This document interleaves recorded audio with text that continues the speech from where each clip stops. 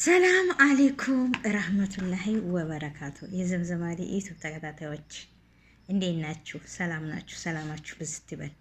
ስለ ሀጂ ሙፍቲ አንድ ወንድማችን ይናገራል። የኢትዮጵያ ድርጅቶች በሙሉ እና ታዋቂ ሰዎች እንዲሁም ግለሰቦች ሙሉ በሙሉ ሀዘናቸውን ገልጠዋል። ከነዚህ አንዳንድ ጠቀስላል።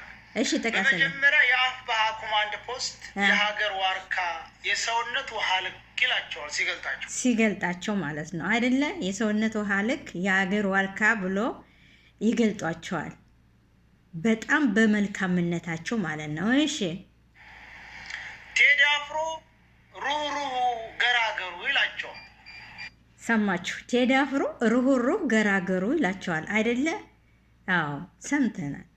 በጣም ሩህሩህ ናቸው። በጣም መልካም ናቸው። በጣም አስተማሪ ናቸው። በጣም አሊም ናቸው።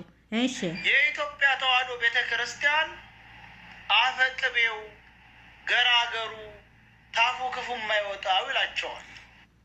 አመልኩት። ታፋቸው ምንም ነገር መጥፎ ነገር የማይወጣቸው በጣም ገራገሩ አፈቅቤው ሲናገሩ ጣዕም ያላቸው አላህን የሳቸውን አላህኛም አላህ ይወፍቀን።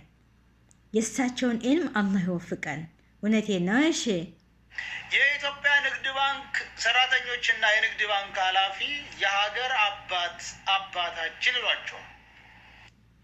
የሀገር አባታችን የኢትዮጵያ ንግድ ባንክ ይሏቸዋል። ስለዚህ መልካምነት ከተሰራ መልካምነትን ካደረግን ማሻአላህ ተባረከላ ስማቸው እንዴት እንደሚያምር አያችኋቸው አይደል? ስማቸው መልካም ስለሰሩ መልካም ነገር ስለሰሩ መልካም ነገር ስላደረጉ ስማቸውን በመልካምነት ነው የሚነሳው።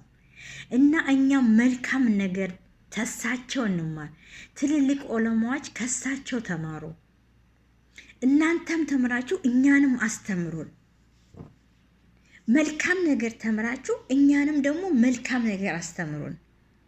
ትውልድ እናንተ በጥሩ እንደሳቸው አሟሟታቸው እንዴት እንዳማራያቸዋቸው ትንሹም ትልቁም ክርስቲያኑም ሙስሊሙም ዓለም ነው የተነጋገረላቸው። በምናቸው መልካምነት ስለሰሩ መልካም ስለሆኑ። መልካምነት እኮ ለራስ ነው። አቤት የእሳቸውን ማን ነው የሚያገኘው? አላህ ጀነተ ፊርደውስ ይወፍቀን። እና ደግሞ አንድ ነገር የምለው ምን አለ ራሳቸው ቀዬ እቀበራለሁ ብለው ተናገሩ። ራሳቸው ቀዬ ቢቀበሩ ምንድን ነው ችግርነቱ? ይሄ ደግሞ ማወቅ እፈልጋለሁ። አንድ ሰው አሁን እኔ አሁን ሳውዲ አረቢያ ነው ያለሁት።